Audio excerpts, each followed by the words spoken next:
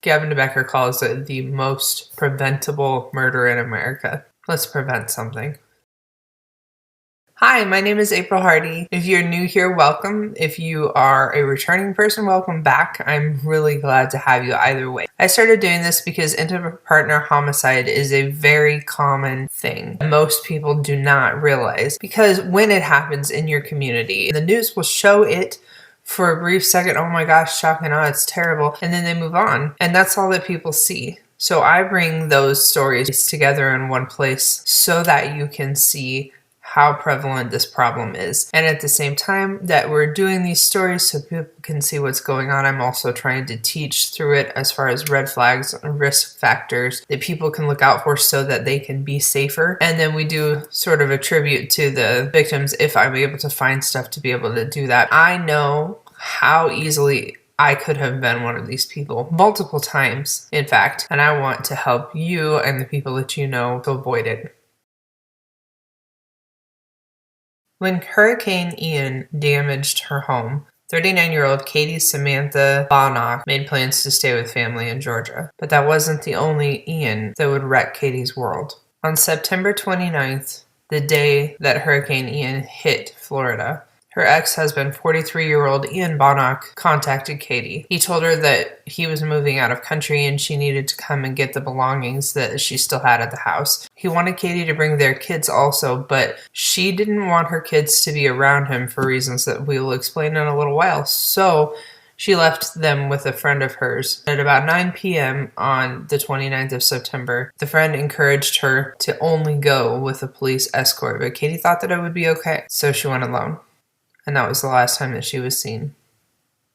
The next day, her cousin Annie Moore said that she wouldn't answer the phone. Katie's mother, Carolyn McKinney, had just gotten to work on that Friday morning when her oldest daughter called and said that they hadn't been able to get a hold of Katie, and nobody had seen or heard from her since the night before. My aunt and my cousin and her friend started calling the sheriff's department to do a welfare check, just calling. I knew, Katie's mom said.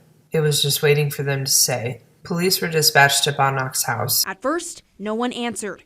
Officers came back with a warrant. Both times, Katie's car was in the driveway, and her purse was still inside. With the warrant, investigators were able to find a safe, and inside of that safe, there were 13 vials of an illegal steroid. They found Katie's wedding band and engagement ring, along with multiple guns and illegally owned silencers. Initially arresting Ian Baunach on 13 drug charges for steroids found in his home. And officers continued to look for Katie. They noted in their report that there were signs of a struggle in the house. There was damage to the wall and exposed screws in the wall where an object appeared to have been previously mounted. Over the next 4 days, they searched for evidence using luminol, a chemical that glows when it reacts with blood. It lit up in his trunk, the hallway of his remote Florida home, and his office. On October 1st, police investigators interviewed Baunach. He told them that he saw Katie on September 29th when she called him and told him that she needed gasoline for her vehicle.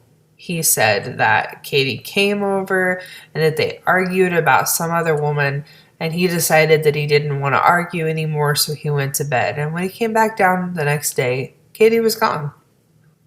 When police asked him about the blood that they found in his vehicle, he said that if there was blood there, it had been from groceries when they were transported. I thought it was worth noting that during that same interview, Baunach said that they, quote, do not have a body, and disputed that she wasn't murdered, but she was actually a missing person.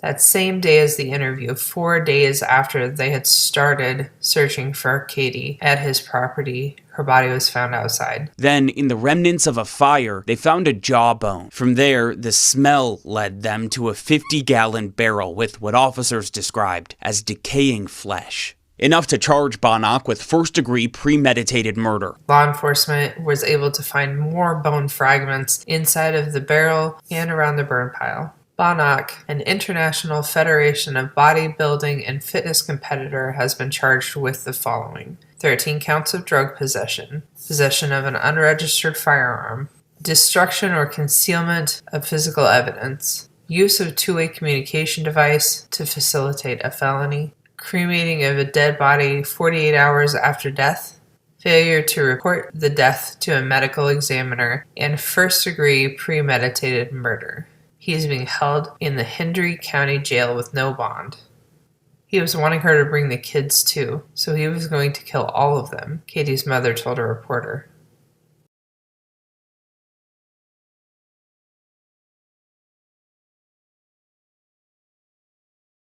You know, she met this guy and she fell in love and thought this was her chance at a family. Carolyn McKinney says her daughter met Ian Baunach on Christian Mingle, and he convinced her to leave Indiana and live with him in Florida. I cut her off from all friends and family. He would watch her phone and watch her iPad, and bad things would happen to her if she tried to contact anybody. He made it so that she didn't have anybody but him. And isn't that true of them oftentimes? Oftentimes, they will find a way to try to isolate their victim from everybody else. It allows them to control the situation more so that they can be both the bad guy and also the hero in their story, because they're the only one in their story. They're the one who fixes everything, who makes everything better.